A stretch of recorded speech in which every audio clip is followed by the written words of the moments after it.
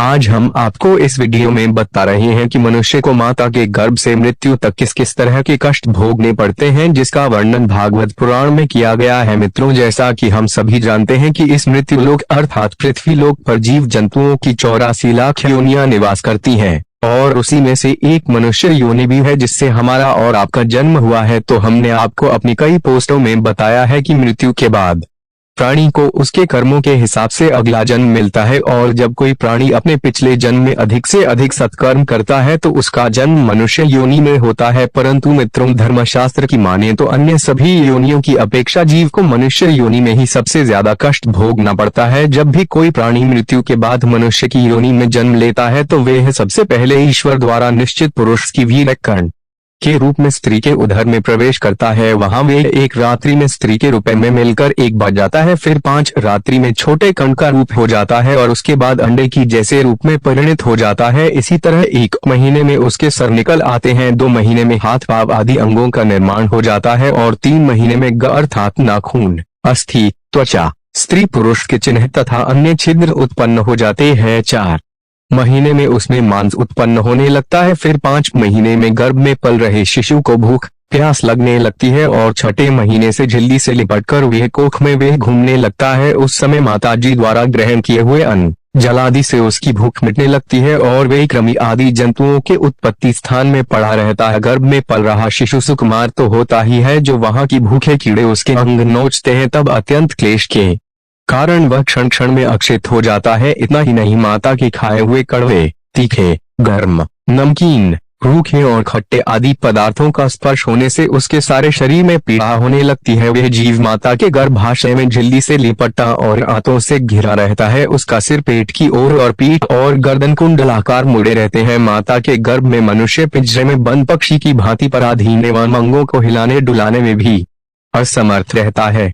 इस अवस्था में उसे दिव्य शक्ति के द्वारा स्मरण शक्ति प्राप्त होती है, जिसके बाद उसे अपने पिछले जन्मों के कर्मों याद आ जाते हैं। फिर वह बेचैन हो जाता है और उसका दम घुटने लगता है। फिर 7वां महीना आरंभ होने पर उसमें ज्ञान शक्ति भी पर पनपने लगती है, जिसकी वजह से वह एक स्थान पर नहीं रहना चाहता। तब स्थूल शरीर में बंधा हुआ वह जीव अत्यंत भयभीत होकर दीर्घवाणी से कृपा याचना करता हुआ हाथ जोड़कर उस प्रभु की स्तुति करता है जिसने उसे माता के गर्भ में डाला है। माता के गर्भ में उपस्थित जीव प्रभु से यह याचना करता है कि हे प्रभु, माना मैं बड़ा अधर्म हूँ, माना मैं बड़ा अधर्मी हूँ, माना मैं बड़ा अधम हूँ, मैं बड़ा पापी हूँ और आपने जो यह गति दिखाई है वह मेरे ही योग्य है। वह शरीर से रहित होने पर भी देखने में पंच भौतिक शरीर से संबंध हो और इसलिए इंद्रिय गुण शब्द आदि विषय और विधाभास अर्थात अहंकार रुक जान पढ़ता हूँ। इसके बाद भागवत पुराण में बताया गया है, देहधारी जीव दूसरे देह अर्थात माँ की गर्भ के भीतर मलमूत्र और उदर की कुएं में घिरा हुआ रहता है।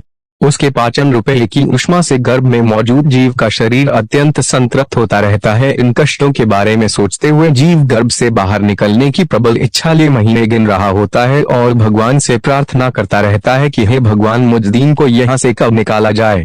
घर में मौजूद मनुष्य सोचता है कि पशु पक्षी आदि अन्य जीव तो अपनी मूल बुद्धि के अनुसार अपने शरीर में होने वाले सुख दुख आदि का ही अनुभव करते हैं, किंतु मैं तो भगवान आपकी कृपा से एक साधन संपन्न शरीर से युक्त हुआ हूँ। अतः आपकी दी हुई विवेक बुद्धि से अपने शरीर के बाहर और भीतर अहंकार रूपी आत्मा का अनुभव करता हूँ। भगवान, इस अत्यंत दुख से भरे हुए गर्भाशय में यद्यपि मैं बड़े कष्ट से रह रहा हूँ तो भी इससे बाहर निकलकर संसार में अंधकूप में गिरने की मुझे बिल्कुल इच्छा नहीं है, क्योंकि उसमें जाने वाली जीव को आपकी माया घेर लेती है, जिसके कारण उसके शरीर में अहंकार बुद्धि हो जाती है और उसके परिणाम में उसे फिर इस संसार चक्र में ही रहना होता है। इसलिए वह भगवान से बार बार विनती करता रहता है कि वे उसे इस कष्ट से और सांसारिक मोह माया से जितनी जल्दी हो सके उतनी जल्दी मुक्ति दे दे। फिर 9वें या 10वें महीने में जब मनुष्य अपनी माता के गर्भ से इस मृत्यु लोक में आता है तो वह उसकी सारी स्मृति नष्ट हो जाती है। वह विपरीत गति को प्राप्त होकर बार बार जोर जोर से रोने लगता है। फिर माता पिता के द्वारा उसका पालन पोषण किया जाता है। शिशु अवस्था में जब मनुष्य को खाट पर सुला दिया जाता है तो उसे खटमल आदि जैसे कई कीड़े काटते रहते हैं, लेकिन तब उसमें शरीर को खुजलाने,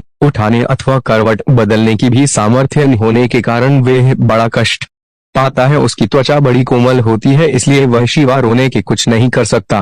इसी तरह मनुष्य बाल्यावस्था के दुख भोग कर युवा अवस्था में पहुंचता है। युवा अवस्था के समय उसे यदि कोई इच्छित भोग नहीं प्राप्त होता तो अज्ञानतावश उसका क्रोध बढ़ जाता है और वह शोकाकुल हो जाता है। देह के साथ ही साथ अभिमान और क्रोध बढ़ जाने के कारण मनुष्य अपना ही नाश करने के लिए दूसरे काम ही पुरुषों के साथ बैर कर लेता है। इतना ही नहीं, खोटी बुद्धि और अज्ञानता के कारण मनुष्य में मेरेपन का अभिमान करने लगता है, जो शरीर से मृत्यु काल तक अनेक प्रकार के कष्ट ही देता है। उसी के लिए मनुष्य तरह तरह के कर्म करता रहता है, जिनमें बंध जाने के कारण इसे बार बार संसार चक्र में जन्म लेना पड़ता है। इतना ही नहीं, मनुष्य योनि में जन्म लेने के बाद यदि किसी मनुष्य का भोगों में लगे हुए विषयी पुरुषों से समागम हो जाता है और वे उसी का अनुगमन करने लगता है तो पहले के समान ही वह फिर नार की योनि में जन्म लेता है, जिसके संग मनुष्य की पवित्रता, दया, वाणी का संयम, बुद्धि और इंद्रियों का संयम जैसे सब गुण नष्ट हो जाते हैं। भागवत पुराण में बताया गया है कि किसी भी मनुष्य को ऐसे लोगों के साथ मित्रता नहीं करनी चाहिए जो हमेशा स्त्रियों के साथ समागम में रुक रहता हो, अशांत और वे अर्थात मूर्ख हो, क्योंकि जीव को किसी और का संग करने से ऐसा मोह और बंधन नहीं होता जैसा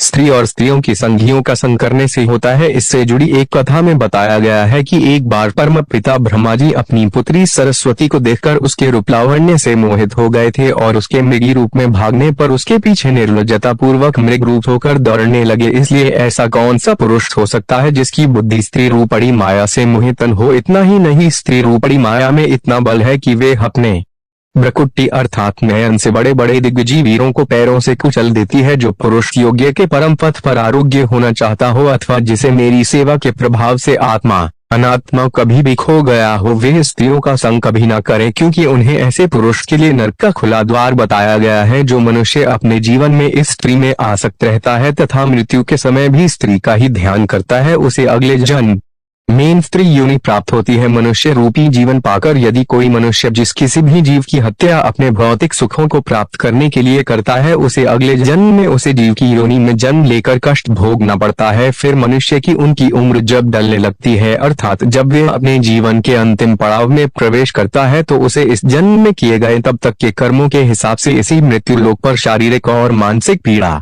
भोगनी पड़ती है। अर्थात यदि कोई मनुष्य अपने माँ बाप की बुढ़ापे में सेवा नहीं करता या फिर उसे घर से निकाल देता है तो उसकी संतान भी बुढ़ापे में उसके साथ वैसा ही व्यवहार करती है जैसा उसने अपने माँ बाप के साथ किया था, और यह जीवन चक्र निरंतर चलता रहता है। जब मनुष्य मृत्युशैया पर होता है तो उसे माँ के गर्भ की तरह ही एक बार फिर दिव्य शक्ति मिलती है और उसे अपने कई जन्मों के कर्म याद आ जाते हैं, जिसे जानने के बाद मनुष्य पुनः विलाप करने लगता है और भगवान से यह बार बार विनती करता है कि हे प्रभु, इस कष्ट रूपी जीवन चक्र से मुझे कब मुक्ति मिलेगी, मैं ऐसा क्या करूं जिससे मुझे आपके चरणों में शरण मिल सके। उस समय वह अपने द्वारा किए गए बुरे कर्मों को याद कर बार बार रोता भी है। वह सोचता है कि मैं अपने कर्मों के बारे में अपने परिवार वालों को बता देता हूँ, किंतु वह ऐसा नहीं कर पाता। तब भगवान उससे कहते हैं कि तुम्हारे पास जब अच्छे कर्म करने का वक्त था उस समय तुम लोभ, काम, क्रोध से आसक्त हो बुरे काम कर रहे थे, और अब जब तुम्हें कष्ट भोगना पड़ रहा है तो तुम मुझसे मुक्ति की आस करते हो। ऐसा कभी नहीं हो सकता। इसलिए हे देहधारी, अपने अगले जन्म में अच्छे कर्म करना ताकि तुम्हें मेरी शरण में जगह मिल सके। फिर इसके बाद यमदूत उसके शरीर से आत्मा निकाल कर ले जाते हैं और बच जाता है स्थूल शरीर। इसलिए मनुष्य को चाहिए कि वे भगवान के द्वारा मिले मनुष्य रूपी जीवन में अधिक से अधिक सत्कर्म कर जन्म मृत्यु के चक्र से खुद को मुक्ति दिला ले और सदा के लिए भगवान के चरणों में अपना स्थान बना ले। तो दोस्त, वीडियो पसंद आई हो चैनल को सब्सक्राइब करके इस वीडियो को लाइक जरूर